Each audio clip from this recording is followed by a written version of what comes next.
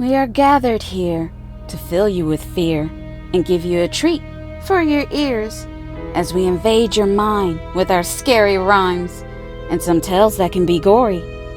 As you bear witness and sit here and listen to our poetic horror stories.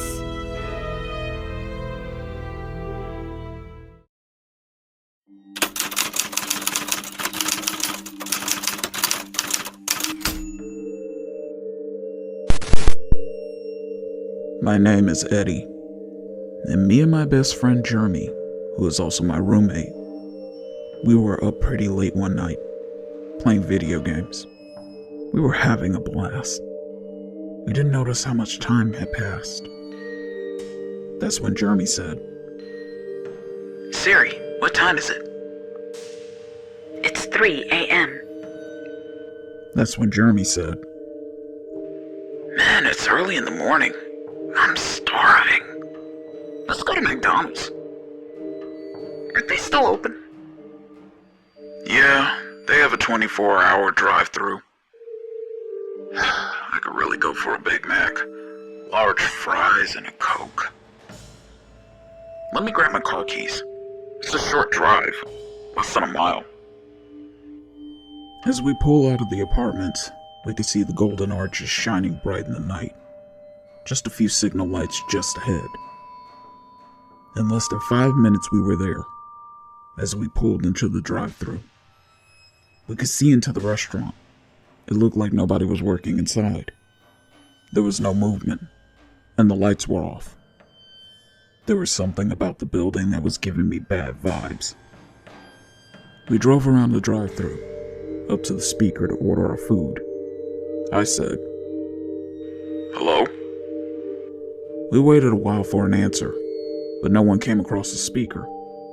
Jeremy said, "Maybe we should try another restaurant."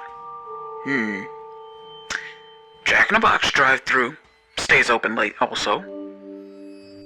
Just as I was about to drive off, suddenly we heard a voice say, "Can I take your order?" I paused for a moment because the person's voice didn't sound right. It didn't sound real. I thought to myself, what the hell?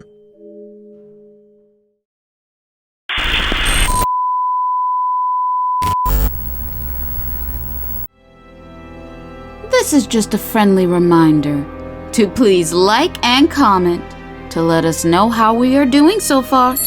We would love to hear from you all. And if you're new, please subscribe and become a part of the PHS crew. And we thank you.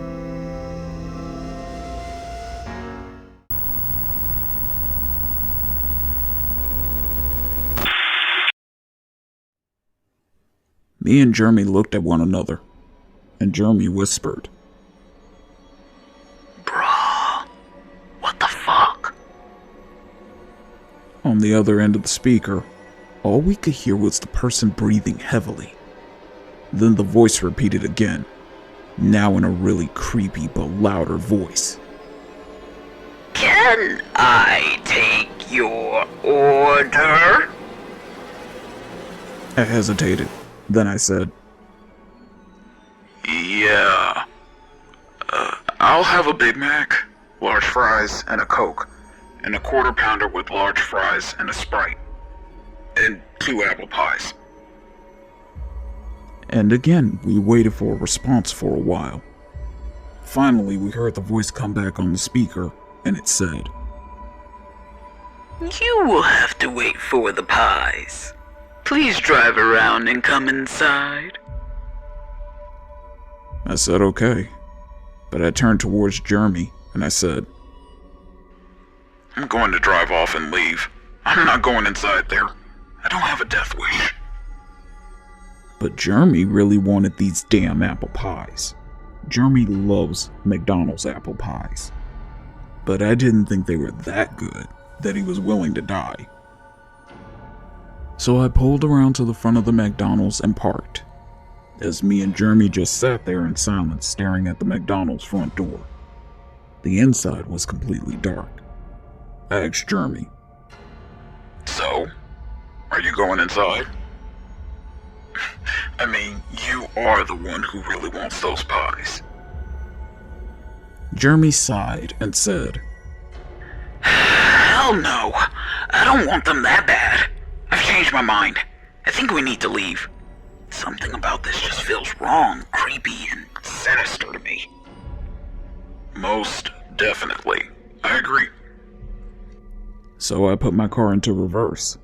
As I started to pull out, suddenly I heard, Oh my god, stop, Eddie! Jeremy shouted. I hit my brakes really hard as the car came to a sudden stop. I looked over at Jeremy, wondering why he stopped me from leaving. That's when I noticed.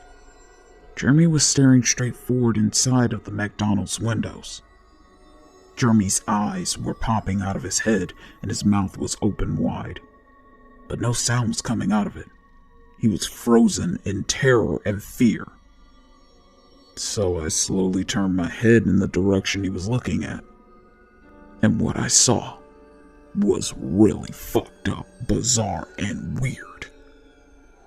There, standing in the window of McDonald's, was something that resembled a clown. I believe it was supposed to be Ronald McDonald. It had red wild hair, a pale white face, big red lips with blood dripping from them, and he was gigantic. He was breathing in and out really hard on the window. We could see his breath, and where he placed his hand on the window, he left his bloody handprint. Suddenly he opened up the glass door. He stepped out and stood in front of the store. He said, Why are you leaving? I told you to come inside. Your Big Mac, quarter pounder, large fries, Coke and Sprite are ready. Oh, and your 2 hot fresh apple pies. Suddenly he pulled up a blood-stained McDonald's bag that he was holding in his right hand, and in his left hand was a McDonald's employee that he was holding and dragging by the hair. He told us, Come in, come and get your food. I made it just for you. Then he smiled at us with his sharp yellow stained teeth. It was inhumanely wide. It looked monsterly. I looked at the McDonald's employee and could see they were in bad shape. They looked bruised up and cut up. I didn't know how much more they could take. I really felt bad for the employee, but for our safety, we had to leave.